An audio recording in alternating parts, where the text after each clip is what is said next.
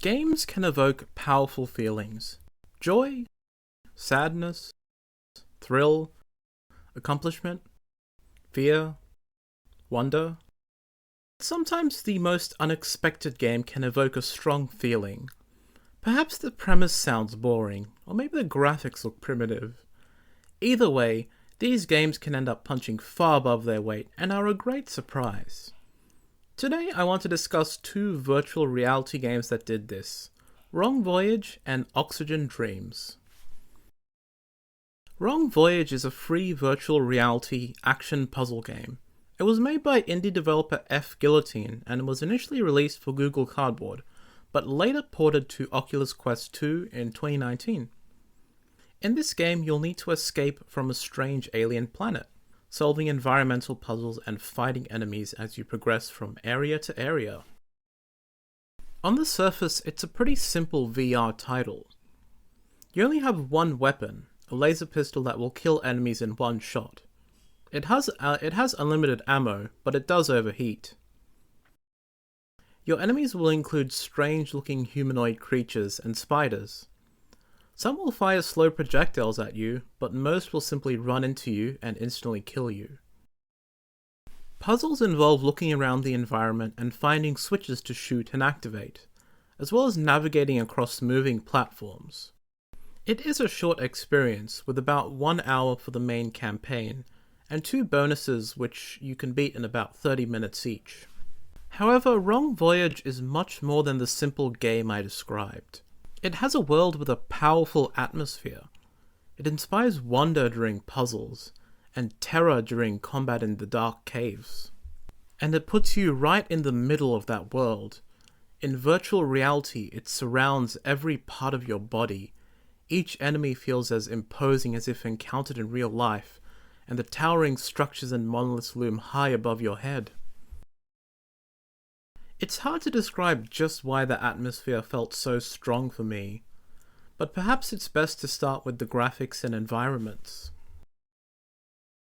The voxel-styled graphics remind me of the retro PlayStation 1 style a few indie games are using. The geometry of the levels is blocky, and the textures of surfaces have an intentionally grainy look to them. More complicated objects like grass and trees are represented with sprites. Perhaps those things may sound like limitations, but in this game it works incredibly well. The many blocky structures shrouded in fog create a mysterious but believable alien world. It gave me similar vibes to exploring the abandoned temples and places in games like Shadow of the Colossus and Tomb Raider. The grainy textures get your imagination going as you wonder what is the meaning of the environments and what their story is. Lighting is also used extremely effectively. Several levels are almost pitch black save for a few light sources. To see, you'll need to fire your weapon. The laser projectile's glow illuminates the room as it travels, but your weapon has limited charge. And fire too many, and by the time you've spotted the threat, you'll be defenseless against a charging enemy. This, combined with the relatively quiet enemies, makes these levels tense and terrifying. The enemies don't seem like much, but the encounters are so quick and shocking, they end up leaving a terrifying impression that gets your heart racing when they catch you.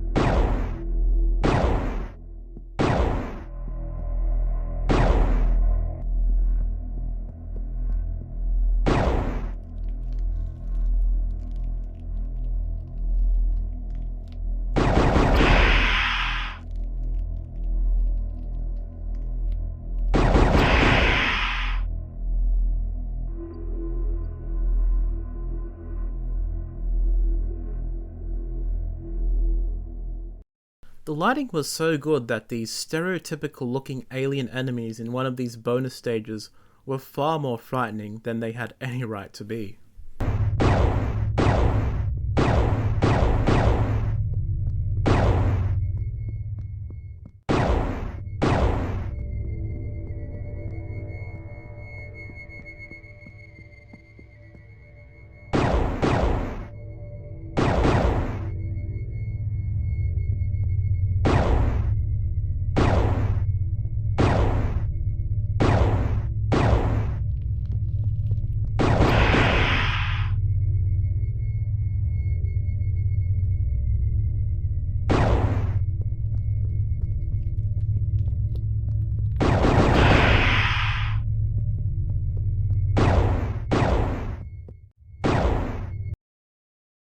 In the end, throughout these levels, you'll be watching your back, peering into shadows, trying to catch figures in the dark, firing your weapon in all directions.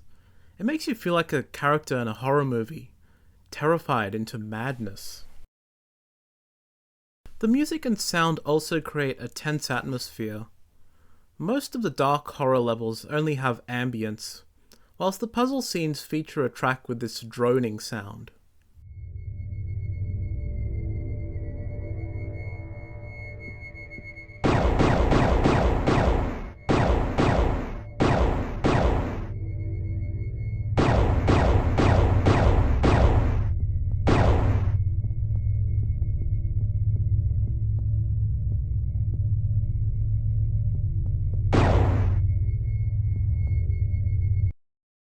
It doesn't exactly create a horror atmosphere, but it does keep you on edge during puzzles, so you're always wondering what's around the corner.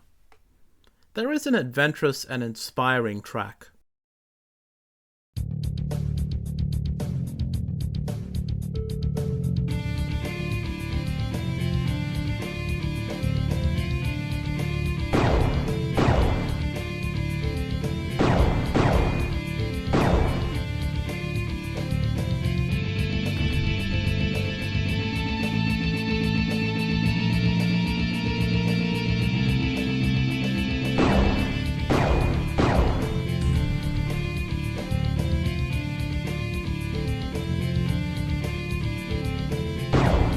But it only plays after a particularly tense area. A cooldown from the horror moments to remind you this experience is also about adventure and exploration. All this works on the same level of the classic PS1 games that inspired its art style. It creates wonder and the feeling of being in a vast abandoned place, the same way the classic Tomb Raider games did. The lighting and sound and enemy design creates fear the same way Silent Hill 1's primitive graphics can scare you just as well as a modern horror game today. But what really makes the experience is putting all that into virtual reality. It's like playing Tomb Raider or Silent Hill 1 in virtual reality, experiencing those games before your eyes. Wonder and mystery surrounds you as you solve puzzles and explore on the surface, while darkness and monsters surround you as you try to survive in the dark abandoned caves. There's no distraction to take you out of this world and break your immersion. The game is free on AppLab. If you have a Quest headset, it's truly worth experiencing for yourself.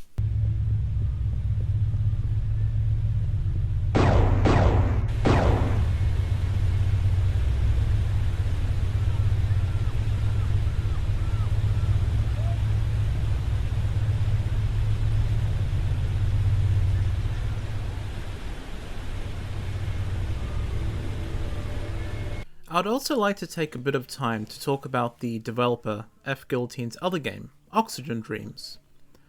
This title is a paid game, but it does have a low price of about $5. It follows the dream of a man named Evan, who dreams of games, monsters, and levels. In his dream, he dons Mega Man's blaster and falls into a surreal world. The gameplay is similar to Wrong Voyage. You explore, solve puzzles, and fight enemies. However, there is less focus on horror, and more focus on exploring the surreal environments. It will take you about an hour to complete and also has the voxel-styled graphics of Voyage. The environments are quite surreal. On the surface and at a glance, they may resemble real places, jungle, caves, temples, ruins, but there's always something, maybe a floating bed and cabinet, the sky or walls painted in a strange colour, the bizarre geometry of the environment, some off detail that gives away that this is a surreal dream of the protagonist. It's an enjoyable enough experience, and interesting to explore in VR, but it doesn't really capture the same atmosphere or tension that made Voyage so memorable to me. The low playtime might make it a bit overpriced for some, but personally I didn't mind paying the asking price for it.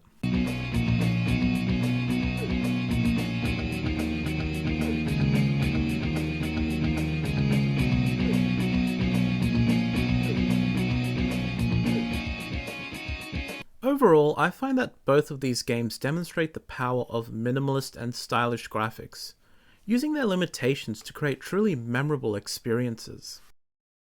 I highly recommend checking them both out, especially Voyage. Links to both games will be included in the description.